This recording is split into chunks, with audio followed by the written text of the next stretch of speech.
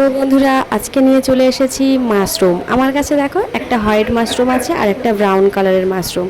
সব থেকে আমার এই হোয়াইট মাশরুমটাই বেশি ভালো লাগছে, দেখতে যেমন ভালো খেতে হয়তো তেমন ভালো, কিন্তু ব্রাউন কালারের মাশরুমটাও অবশ্যই ভালো। তো আজকে এই দুটো একটা রেসিপি করব। দুদিন ধরে ফ্রিজে পড়ে আছে, কিছুই করা হয় না, কেটে কুটে একটা রেসিপি করতে হবে। আর এদিকে দেখতে পাচ্ছি আমার ছেলে বারবার আমাকে কিছু বলতে চাইছে, যেহেতু আমি ভিডিওটা করছি, ক্যামেরা অন করলেই ওর অনেক কথা বলা লাগে। তো এখন আমি এই মাশরুমের গলার দিকগুলো কেটে নেব, আর যেহেতু ওখানে শেকড় মতো থাকে সেগুলো কেটে নিতে হয়। এগুলো নেওয়ার পর আমি আস্তে আস্তে সব কুচে নেব, কুচি কুচি করে কেটে নেব। দেখো কাটার পর আমার মাশরুমটার এমন লুক এসেছে। আর এর উপরে গ্রিন পেপার আর হোয়াইট পেপার দিয়ে রেখেছি, আর এই যে ভাজি। আর এখন এটা হওয়ার পরে, তৈরি হওয়ার পরের লুকটা দেখো কত সুন্দর লাগছে, ইয়ামি, খুব সুন্দর টেস্ট হবে অবশ্যই।